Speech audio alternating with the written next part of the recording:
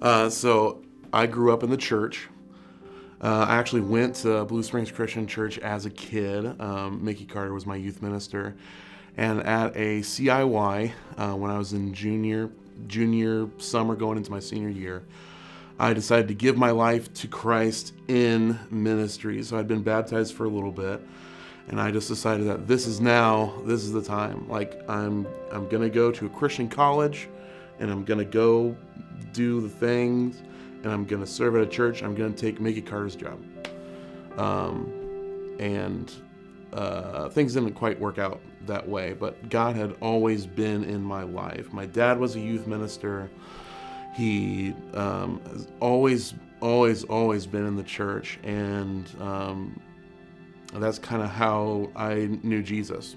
Jesus was always there when I needed him in the small things. And then at that CIY, it really came upon me like, oh, I want to dedicate my life to this.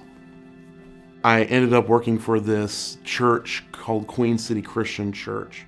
While I was there, while I was in ministry and doing this stuff and getting to spend time with these kids, something huge happened, and I had no control over it, and it destroyed the church.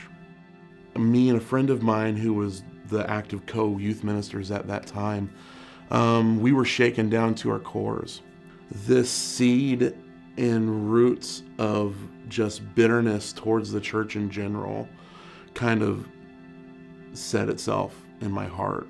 This whole time I'd been trying to get a youth ministry position and work at a church again, but I had that bitterness in my heart, and when Jesus took that bitterness away and I allowed him to take that bitterness away, Revive hired me as their youth minister. And my life changed, and I could see how Jesus had impacted my life up until that point in the small things of, yeah, you weren't a youth minister, but you did this, and that's how you got to here, and you did this, and I got you to here. So at Revive, I was part-time, but we really wanted to get into a community, and we wanted to just dive in head first, feet first, whatever, and really just immerse ourselves and just trust in God. And we ended up doing that. We moved to a super small town called Flat Rock, Indiana, maybe like 200 people in this town. But God blessed us while we were there.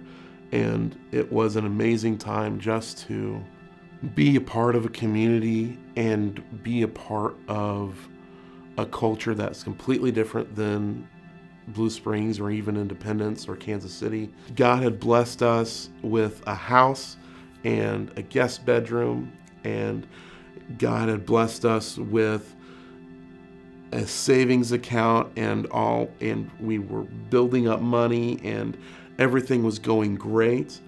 And then one morning this year in February, I found my wife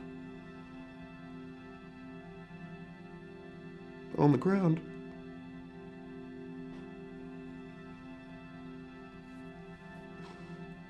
Because she had died of COVID. And when the paramedics got there, they said that I was already too late and that she was gone by the time I even saw her. And my life changed forever from that point. The thing is that God didn't. Is that God was still there, still working through the people that we served and also the people here in Kansas City. And it proved to me that bad things happen to not only good people, bad things happen to everybody. And it's not in those times that we stay away from God. It's in those times that we lean into Him for our strength. And that I see Jesus every day in my family and in the people here at Blue Springs Christian Church, because they have taken me under their wing and guided me and helped me, and that I see Jesus working through them to help me through this time in my life. And I'm still in this time.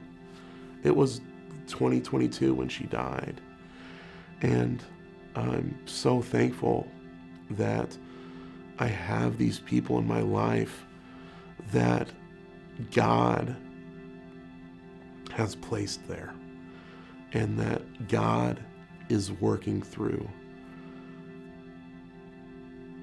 And I wouldn't want any other way, because I can still raise up my daughter the way that she needs to be raised up, even though she's without a mom right now and I'm a widower. God's kingdom is still growing, and I'm still being used as a tool to do that. And that's what gives me hope for tomorrow.